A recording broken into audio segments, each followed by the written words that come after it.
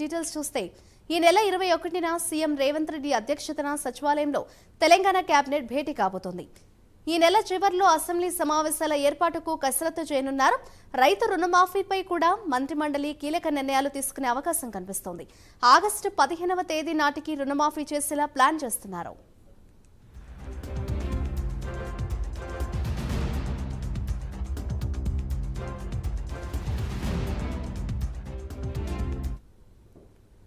రుణమాఫీకి అవసరమైన నిధుల సమీకరణ, లబ్ధిదారుల ఎంపిక విధానం, రుణమాఫీకి సంబంధించి కటాఫ్ తేదీ నిర్ణయం తదితర అంశాలపై కేబినెట్ ఎజెండాలో ఉన్నట్లు తెలుస్తోంది.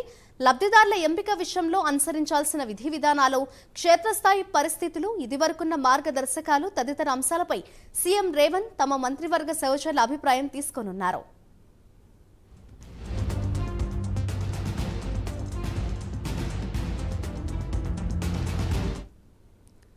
విద్యుత్ ఒప్పందాలు, కాళేశ్వరం అక్రమాలపై చర్చించనున్నారు. ఈ రెండు అంశాలపై ప్రభుత్వం ఏర్పాటు చేసిన జ్యుడిషియల్ కమిషన్ల విచారణ, ఇప్పటికే ఇచ్చిన ప్రాథమిక నివేదిక అంశాలపై కూడా చర్చ జరగనుంది.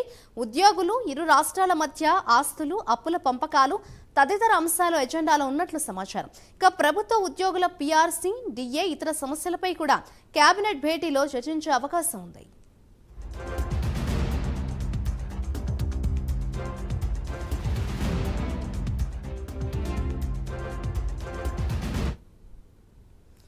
రాష్ట్ర ఆదాయం పెంచుకునేందుకు వనరుల సమీకరణ, ప్రత్యామ్నాయ, నూతన మార్గాల అన్వేషణపై కేబినెట్ చర్చించనుంది.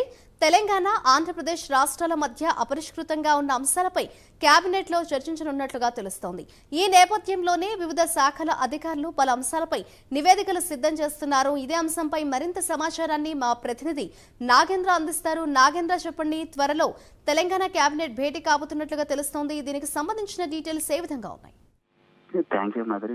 ఈ నెల 21వ తేదీన సచివాలయంలో సీఎం రేవంత్ రెడ్డి అధ్యక్షతన కేబినెట్ సమావేశం ప్రారంభం కాబోతుంది. ముఖ్యంగా 21వ తేదీన జరిగేటటువంటి కేబినెట్ సమావేశం ప్రధాన ఎజెండా రాబోయేటటువంటి వర్షాకాలంలో నిర్వహించాల్సినటువంటి అసెంబ్లీ సమావేశాలు, అదేవిధంగా రైతు రుణమాఫీకి సంబంధించినటువంటి అంశంపైన ఇప్పటికే ప్రభుత్వం విధి విధానాలను సిద్ధం చేసుకుని ముందుకు వెళ్తున్నటువంటి పరిస్థితి కనిపిస్తుంది. వీటితో పాటు మరొక వైపు తెలంగాణ, అదేవిధంగా ఆంధ్రప్రదేశ్ కు సంబంధించినటువంటి 10 సంవత్సరాలు పూర్తయినటువంటి నేపథ్యంలో విభజన చట్టంలో ఉన్నటువంటి అంశాలకు సంబంధించి కానీ, మరొక వైపు ఉమ్మడి ఆస్తులకు సంబంధించినటువంటి వాటిపైన కూడా ప్రధానంగా చర్చ జరిగేటటువంటి అవకాశం కనిపిస్తుంది. దీంతో పాటు మరొక వైపు తెలంగాణ రాష్ట్రంలో ఉద్యోగులకు సంబంధించినటువంటి డిఏలకు సంబంధించి కానీ ఇతర సమస్యలపైన ప్రధానంగా చర్చించేటటువంటి అవకాశం అయితే కనిపిస్తుంది. ముఖ్యంగా కేంద్రంలో కేంద్ర బడ్జెట్ సమావేశాలు, పార్లమెంట్ సమావేశాలు ముగిసిన తర్వాత అసెంబ్లీ బడ్జెట్ సమావేశాన్ని